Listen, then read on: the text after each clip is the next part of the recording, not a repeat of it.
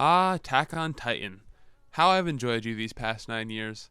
I'll truly miss reading the consistent monthly chapter and watching the less consistent anime.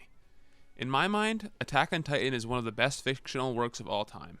Its deep plot, masterpiece character arcs, and continuously expanding world building have drawn a huge audience and deservedly have given it some of the highest ratings of any anime of all time. But author Hajime Isayama's masterful writing skills continue from there. The way he builds his themes and layers them into the story gives Attack on Titan a deep, consistent meaning that rivals if not surpasses the greatest literary works of all time. No better example of this can be found than, in my opinion, Attack on Titan's most important theme. That being what I call the cycle of hatred. Now, just a warning, this video will contain full anime spoilers up through the end of Season 4, and later on I will bring in manga spoilers, but I'll let you know when that comes around. What is the cycle of hatred?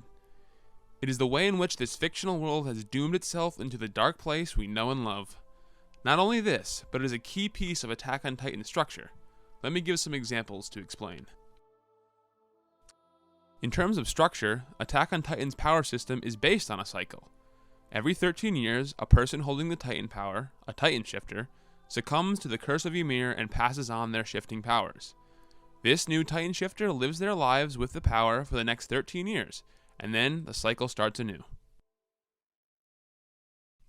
On a larger plot level, the story of the Eldian and Marleyan empires also functions as a cycle. In the beginning, Eldia obtained the Titan powers and used them to dominate the world for thousands of years. After some time, the country of Marley, justifiably feeling they were wronged, took the opportunity to fight back and overthrow the evil Eldian Empire. But as we know, Marley took things too far. They now brutally persecute the world's remaining Eldians and send man-eating Titans to the last Eldian stronghold, hoping to wipe out Eldia once and for all. This is where the cycle restarts at the beginning of our story. We only know Eldians as the righteous main cast who fights to protect their home, and know nothing about the sins of their forefathers. Finally, in terms of characters, cycles can be seen all over the place. To give a few examples, we have Grisha Jaeger, who sees firsthand the overwhelming oppression of Marley, and justifiably wants to do something about it. But again, Grisha goes too far in his rage against Marley, and in doing so, alienates his son, which he pays dearly for. Gabby Braun watches as hundreds, if not thousands of her innocent comrades are murdered at the hands of our main cast. She then chooses to fight back against this injustice, and in doing so kills one of the, quote, devils, Sasha Blouse, who we have known to this point as the happy-go-lucky potato girl of the series. Even those who seem to be separate from this cycle can do nothing to stop it. Reiner knows that the people of Eldia aren't devils, but this fact shatters him to the point that he truly believes the easiest solution would be suicide. Armin may seem the kind-hearted, gentle soul, but even he succumbs to this pattern when he attacks Eren after Eren claims to hate Mikasa. So are we seeing the pattern here? To summarize, the cycle of hatred is the thematic device used in Attack on Titan to advance all aspects of the story, including plot, world building, and character arcs. It is the way in which the wrongdoings of the past endlessly breed the wrongdoings of the future. So what's the point? Is Attack on Titan just the morbid story of a world doomed to fail? Is Isayama content to leave us with this stagnant cycle that even seems to draw parallels to some real-world events? I think not. It all comes down to one character in my mind. That character being Eren Yeager. Okay, from here on out, I will have manga spoilers, so this is your chance to click off, get caught up on the manga, and then come back.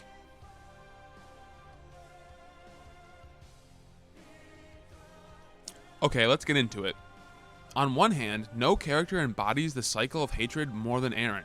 His arc is literally a cycle. His cycle starts when Eren kisses Historia's hand after recapturing Shiganshina. Here, Eren receives the future memories, likely including seeing the rumbling itself. After this, Eren continues to move forward until the second key point, that coming during his time and paths with Zeke.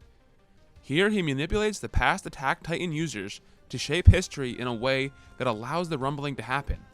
These memories are sent back to past Eren and the literal cycle starts anew. So what? Is our protagonist simply a slave to this cycle just like everyone else? On one hand, it seems so. Eren is predestined to perform the most evil act of genocide the world has ever seen by carrying out the rumbling. All the hatred of the past leads to this moment when the Devil of Paradis carries out divine punishment and destroys the entire world. But no, as we know, Eren is free. Eren is the only character who both sees the cycle and is able to do something about it. When Eren chooses to leave the scouts in Marley and carry out the rumbling as foreseen, he is doing the thing no other soul in the history of Attack on Titan has done. He is ending the cycle once and for all.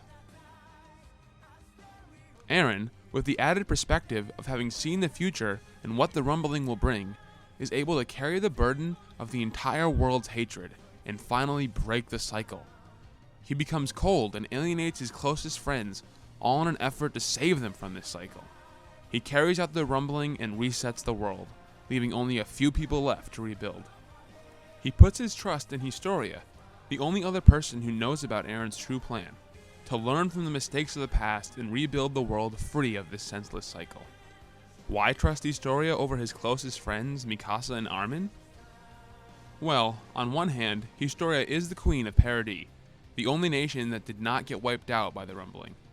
So if anyone would have the authority to unite and direct the remaining people away from returning to this same cycle, it would be her. But it goes deeper than this. As I touched on earlier, Eren couldn't bear putting the burden of knowing about the rumbling on Armin and Mikasa. He truly wants them to live happy lives away from the sins and hatred of the world. He also knew there would be no way Armin and Mikasa would allow Eren to throw his life away, even if it meant bringing an end to this cycle. He chooses to distance them from the evil he knows he's about to carry out. In this, the boy who sought freedom and kept moving forward breaks the chains that bind the world and frees all from the cycle of hatred. Are his actions forgivable? Not at all. Regardless of everything, he is still the largest murderer the world has ever known. It isn't the happy, optimistic take that we've seen done countless times before on this kind of theme, but it's raw and heartbreaking and beautiful nonetheless.